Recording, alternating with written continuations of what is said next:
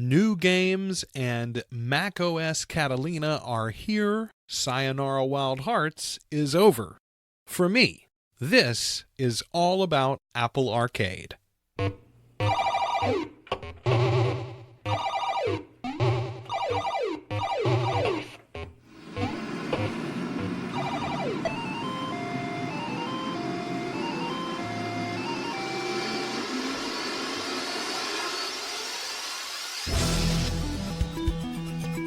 All About Apple Arcade is the unofficial podcast about Apple Arcade games, featuring news, reviews of the games themselves, and interviews with gamers. Join us on Facebook or Twitch, All About Apple Arcade, and on Twitter, Apple Arcade Pod.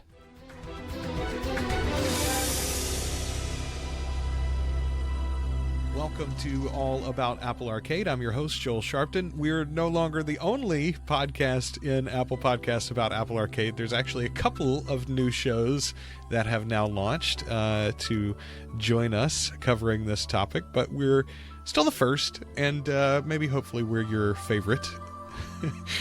Today we've got some great stuff to talk about, so I want to get right into it. First of all, for the first time since the launch of Apple Arcade, I believe the last new game that became available on the service was Sonic Racing. That was a couple of days after the official launch. But now we've got 4 new ones that just rolled out in the past few days. The Bradwell Conspiracy, Redout, Space Assault, Nightmare Farm, and Pilgrims. Those are the 4 new games that are available. I'm going to give you a quick overview of the first 3, and then we're going to talk specifically Pilgrims a little bit because that's the one that I've had some playtime with. The Bradwell Conspiracy, the tagline here is, "Will you uncover the truth?" It's a very stylized, narrative-driven first-person game. Looks like it's unraveling a mystery of sorts. They say there's a lot of innovative puzzles and lore-enriching secrets, and a great description. By the way, I continue to be intrigued by the descriptions in Apple Arcade for these games because some developers are really doing this right and some not so much. Bradwell Conspiracy really gives you a whole lot of information there, but it's not actually my favorite of these. Redout, Space Assault, fast space combat awaits. It's the next generation of arcade space shooters, and the link for all of these are in the show notes, as always.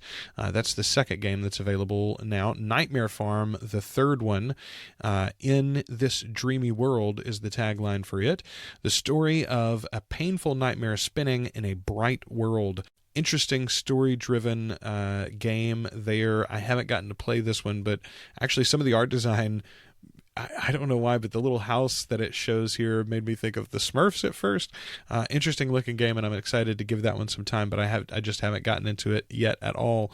And then Pilgrims is the final one, and this is actually the reason why I chose this game to be the first of this new batch that I played through. Pilgrims, again, link in the show notes. Tramp, Granny, Bandit, and Devil. That's the tagline. Pilgrims is a playful adventure game created by the team behind Machinarium and Samaros. Roam the land as you please and make new friends, share a laugh with your fellow travelers, and help them complete their little stories your way. How many different solutions can you find?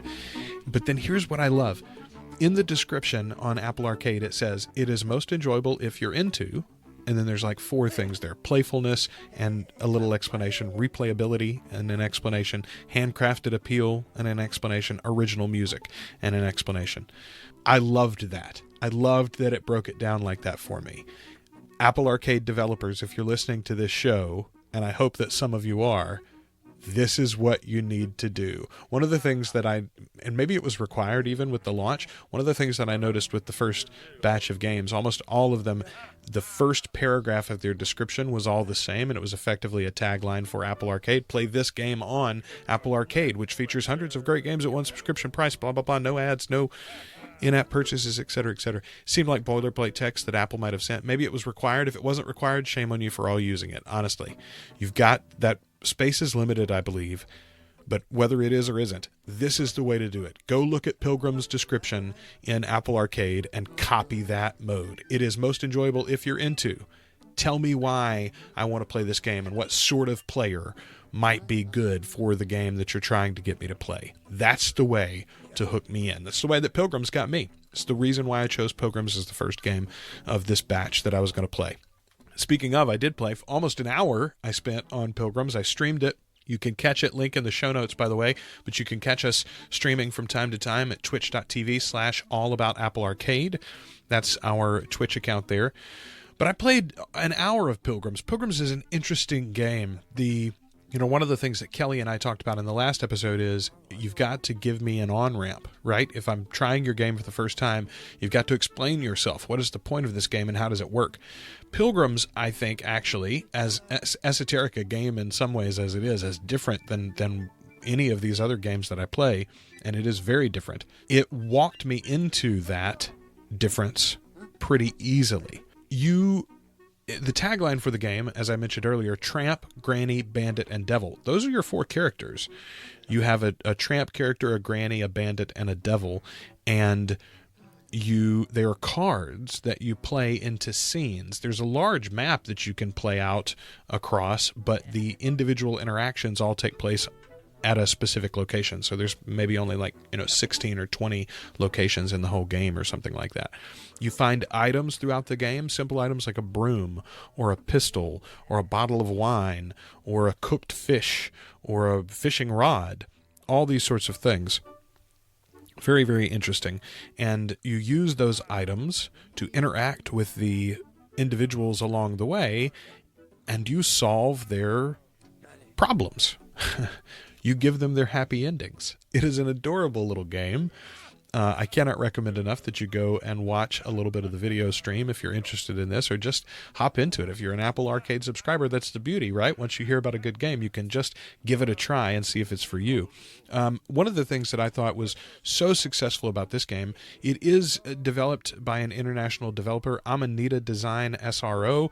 I believe they're from somewhere in Eastern Europe. I wouldn't want to speculate exactly, but this game doesn't need any localization effectively because there's no dialogue and there isn't any really text that I could find either. Like, everything is done with symbols and with grunts, sort of a general gibberish language that the characters speak in the game itself. It's beautiful.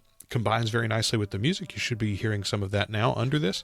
And the combination is just, it was really delightful. I kept finding myself intrigued and impressed and entertained when I played it the other day. So go check out that stream or just go check out the game. Pilgrims, the link is in the show notes. It's one of the brand new games on Apple Arcade, just launched this month. I'm going to try to play maybe at least a couple of the other new games and mention those for you next week. Nightmare Farm in particular has my eye, and I'm going to spend some time on that.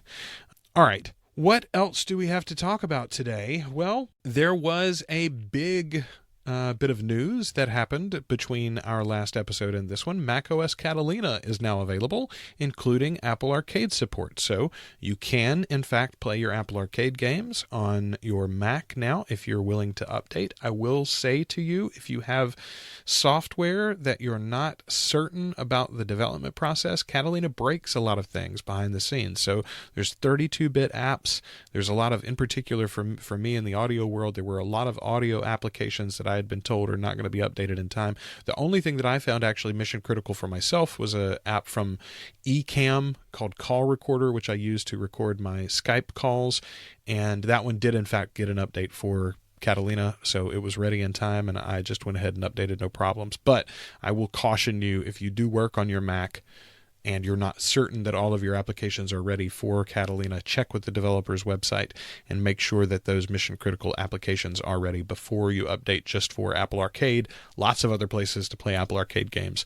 And here's another thing that I'm currently having a problem with. So I've got my PlayStation 4 controller now for my Apple TV, but I had a wired Xbox One controller that I had used previously on my Mac for Steam games, and my plan was to use that for Apple Arcade games. However, the driver that I had been using to work that Xbox One controller apparently is not functioning with Catalina currently, and I haven't found a workaround as of this morning.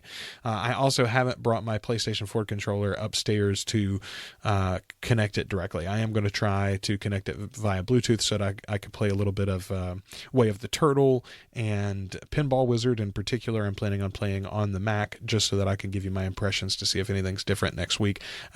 It's a different processor, a whole different architecture. The iPad and the Apple TV all use the ARM processors developed by Apple, whereas this Mac that I'm using, this Mac Mini, is an Intel processor, a powerful Intel processor, no doubt, but it is different. The graphics processor in particular is, I think, a lot lower powered than any of the iOS devices that I'm using so far on these games. So I really want to see if there's stuttering or issues. I don't have a 4K monitor or a 5K monitor currently. I'm using just a 1080p monitor on my Mac, so I don't think we'll be pushing the games graphically intensively, but it's at least the same standards that I'm asking for my television downstairs. So I want to see if there's an issue there. I did play a little bit this morning of Mini Motorways, since that works really well with the mouse, and I just want to give you my first impressions. I literally played about 5 minutes. I'm going to stream some of that on the Mac at a later date. But the interesting thing there is, because of the mouse support on the Mac, it makes going in and out of road creation mode in Mini Motorways incredibly easy. There's not like a two-step process to switch into that mode and then draw the road that you want. You just begin clicking and drag, and the road is created. The only time you have to do a secondary step is when you want to switch over to deleting roads. But still, it's super easy to do, and I think I could find myself playing Mini Motorways on the Mac significant amounts of time, actually. So that's one that I'm looking forward to playing more of. I'm really excited, like I said, about trying that PS4 controller out, making sure it connects fine for you, and reporting that to you. I'll have that for you in the next episode.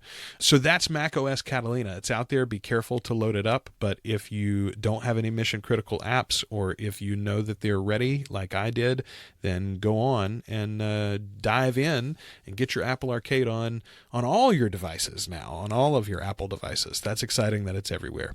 So here's what I want to do as our last feature for this episode. I want to give you a little bit of my overview now on Sayonara Wildhearts. And if you're not familiar with this, we do use chapter markers in this show. So if you have not finished the game and you don't want to hear my thoughts on the storyline or the different things that you might encounter as you do finish that game, you do plan on finishing it, you don't want to be spoiled, so to speak, feel free to go ahead and skip to the next chapter now, because I am going to talk about a few things that happen as you wrap that game up. Sayonara Wildhearts is what we're discussing. The link is in the show notes. It's one of the ones that I first mentioned in my breakdown of my top 5 games for the launch of Apple Arcade. What a beautiful, beautiful experience this was. So I kept meaning to do it in one sitting. I wanted to finish the game all in one sitting, and I didn't do that. I wasn't able to do that, but I did it in 2 sittings. I basically played about, I think, like 10 levels, and then I played the last 7 in a separate sitting. Just an absolutely gorgeous game. First and foremost, I was convinced immediately as soon as I heard the voice that was Queen Latifah as the narrator, but they don't mention her anywhere in the credits. It's not there, and I didn't do any research really to see if it was her. But when you finish the game, when you actually beat it, then in the final credits that roll, she's mentioned. Oh, and also Queen Latifah as the narrator, and she says, "Sayonara, Wildhearts." Not long ago, in a town much like yours, there was a young woman who was very happy. Until one day her heart broke so violently that her sorrow echoed through space and time. So our saga begins tonight. Yet eons ago, just here, yet light years away. It is such a beautiful game. The storyline in particular uses all of these sort of symbolisms and metaphors for love and for heartbreak. And it really paints an impressive portrait of what young romance is like, the overwhelming nature of heartbreak when you're a young person and you haven't loved and lost very much.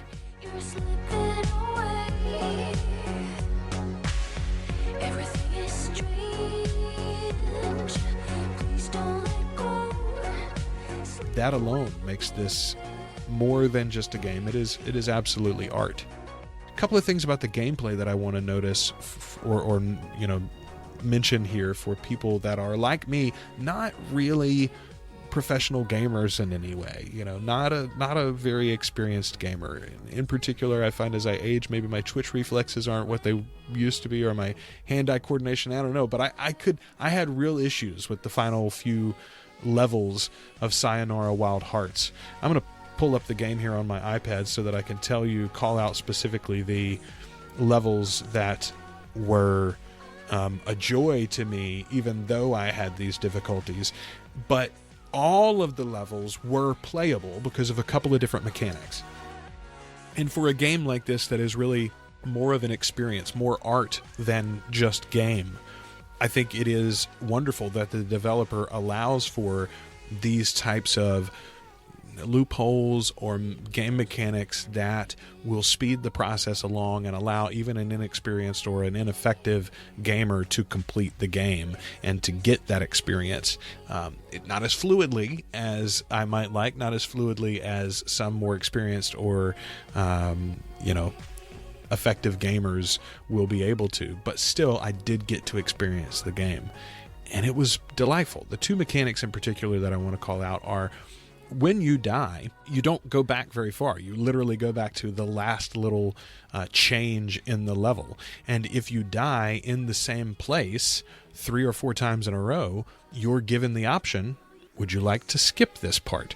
And it skips immediately just to the next mechanic and offers you the ability to then, move forward and play that one.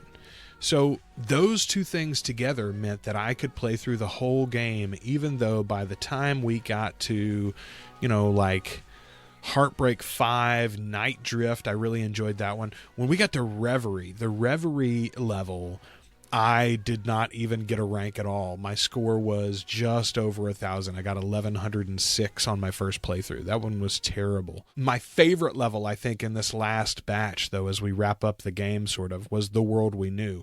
I loved that song. I really enjoyed the mechanic of playing in the visor. You get this old school, Atari-like games that you're playing in the visor of your quote-unquote enemy. But then the hate skulls, a couple of levels later, as you begin to fight the minions, the hate skulls, and then inside, which is like the big boss battle to sort of end the game, those two were just all but impossible for me. And I, again and again and again and again and again, I died. I ended up skipping a couple of those sections to finally get through and be able to play the game. I think it's likely that I'm going to go back and try to play through a couple of those last ones again and see if I can't get them as continuous experiences or closer to continuous experiences. But I never would have been able to finish the game if those mechanics didn't exist. And without that, I would never have gotten the resolution. Again, I'm glad we're in spoiler territory here. One of the things that I liked so much about Guardians of the Galaxy film, was that the superheroes save the day in the end with friendship. They hold hands and destroy the bad guy. Spoilers. Well, this game, this piece of art, the big boss battle ends with kisses. I think there is a little bit of complexity that it's missing with relationships by combining so directly the battle to the winning someone back or overcoming a heartbreak kind of thing. But then maybe I'm missing something, and it's not really about winning somebody back. It's winning yourself back. It's coming to terms with your own being. As an individual, and not being so hung up on the love that was lost. I'm not sure. Maybe I need to play it again. But the point is, how many video games can you contemplate the philosophy of and what it's trying to tell you, after the fact? For my kids, this game is probably too difficult for them to get all the way to the end. My oldest son might be able to finish it eventually, given some time. My daughters, it's never going to happen. They would never make it all the way through this yet. But for all of them, I love that anytime they watch this game or play it themselves, they are shown a heroine instead of a hero. You know, the female protagonist is really cool. She's drawn really cool, and her moves are really cool, and the way that she goes through this whole process is really pretty neat. The fact that her love interest in the game is also female, I think that's absolutely A-okay in this household as well. Anyway, I loved it. Sayonara Wildhearts is an absolute joy of a game, and it's a great experience, even for people who don't consider themselves gamers. I'm thankful for the ability to play through a game like that using the crutches, the mechanics that it offers to assist inexperienced gamers like myself. I'm hopeful, especially in Apple Arcade, that more developers take advantage of those sorts of mechanics and provide us with an on-ramp for a way to get all the way to the end for even those of us that are a little less than capable in that arena. Thank you to Sayonara Hearts, and thank you to the developer as well. Annapurna Interactive, that's the developer for Sayonara Wild Hearts, from Simogo AB. That's the other company that I was looking for. Thanks to both of them. That was a absolutely delightful game. Thanks to Apple for putting it on this service. A little bit of feedback for you. We heard from Andy on Twitter, who desperately wants a new Apple TV. He says it's time. He's saying that he is experiencing jittering and stuttering and gameplay issues, especially with the larger games, things like Oceanhorn 2. He said that it's just not playing as smoothly as it does on his iPad and elsewhere. And, you know, it's now three processor generations behind. The Apple TV 4K has an A10X. The A12X chip is what is in my current iPad Pro from last year. The current iPhones, the iPhone 11 and iPhone 11 Pro, they have the A13, which means that the A13X should be imminent for the iPad line. I think definitely Apple could afford to put the A12X, which is this current chip that I'm using, in there, and that is a beast. At the time of its release, Apple quoted that it was faster than something like 90% of laptops shipped across the PC industry, Mac and Windows alike. That's impressive. And to bring that to the Apple TV box would be pretty cool, especially because it would likely mean that maybe the Apple TV 4th generation either becomes very, very affordable, like under $100, or drops off altogether. And then the Apple TV 4K could maybe drift down the price list a little bit, and then you could bring in the new Apple TV 6th generation, I guess this would be, with a faster processor, maybe a little bit more storage. 32 gigabytes is pretty skimpy. I would love to see like a 64 gigabyte and a 128 gigabyte storage tier for the new Apple TV if you were going to update it. What would you want to see in a new Apple TV device? Other than the processor update, I have a little bit of trouble trying to think of what other features this one could offer. I guess one big feature would be if it had, hey, you know, built-in Apple Assistant. I'm not going to say her name. If it had, hey, person built into the device so that you didn't have to use the remote, that would be pretty cool. I use a Amazon Fire TV downstairs in the living room, and the fact that you can just walk into the room and tell her to turn on the television and receiver, and she does so, that's pretty awesome. If the new Apple TV was capable of doing things like that, that would be something well worth the update personally. So let us know what you're wanting to see in a new Apple TV device. Send us the feedback. You can email your thoughts all about Apple Arcade at iCloud.com to be read on the show, or you can call or text us at 318-935-0332. That's the Google Voice line.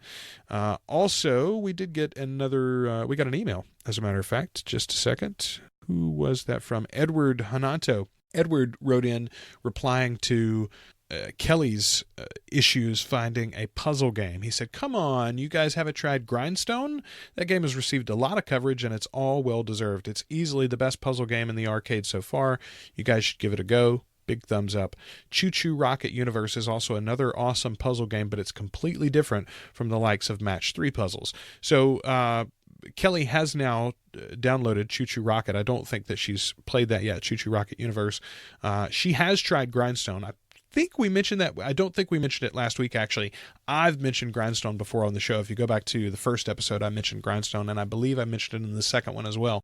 So I do enjoy Grindstone. But my one knock against it, and I mentioned this in an earlier episode, you can go back and check that out for a little bit more detail, but it's locked into portrait mode, which means that it's effectively not going to ever get played on my iPad, which means that it's not going to get played very much. Also, and I mean, maybe I'm not understanding something, but it was an over 2 gigabyte download on the Apple TV, which again means that, and also the graphics there are very weird. It's still locked into that portrait mode. There's a little bit of UI on the sidelines, but it's basically just borders. It's not very attractive to play on the Apple TV as well. So for me, it's just going to mean very, very limited use. I have a small iPhone. I have an iPhone 7, not one of the newer ones. It's not very fast. It doesn't have a ton of storage, and the screen is fairly small compared to modern iPhones. And those three things together mean that I'm not going to game a ton, particularly with a game like Grindstone on my phone. So those are my issues. I like the game. It's just not really for me on the devices where I want to game. And for Kelly, she liked the Match 3 aspect of it, but she did not like any of the accoutrement, the gimmicks of the barbarian and the killing the creeps. None of that did she enjoy at all. So those two things together combined to mean Grindstone wasn't, it's not going to be very high on our lists. That's the feedback. Thank you so much for those that wrote in or talked to us on Twitter. Please find those ways to get in touch with us. All About Apple Arcade at iCloud.com is the email. You can call or text 318-935-0332, and you can find us on Facebook as well, All About Apple Arcade. We've got a group on Facebook. You can find us on Twitter. It's Apple Arcade Pod because Twitter has a short tweet handle. One quick thing before I get out of here, there's a new one of the new podcasts about Apple Arcade is from a friend of mine, Tim Chaten, who is the host of a show called iPad Pros, which I've been a guest on in the past, talking about how I use my iPad Pro to edit and produce podcasts. Tim has launched his own show about Apple Arcade. It's called Apple Arcade Plus. There's a link in the show notes. He's going to be focused on interviews with developers for these Apple Arcade games. It was something that I had wanted to do myself, but honestly, the scheduling of it was just going to be basically impossible. And since Tim has now started the show, I am absolutely abandoning that aspect and giving it up to him. So if you want some in-depth interviews, I'll be sharing those from time to time on our own social feeds as well. But just go subscribe to the show. Get ready for it. It's going to launch, I think, next week. All about, let's see, that's my name. Apple Arcade Plus is the name of his show. And again, the link is in the show notes. Congratulations to Tim on the launch of that. I think we're going to be nice companion pieces, the two of us. That is all we've got for this episode. Stay tuned. Next week, we're going to be talking about some of those new games other than Pilgrims that are now on Apple Arcade service. We've also got our first guest spot from one of my sons. We're going to be talking about Agent Intercept with my son Judah next week on Apple Arcade. This is Joel, Chief Editing Officer for Pro Podcasting Services and your host for All About Apple Arcade. Have fun playing.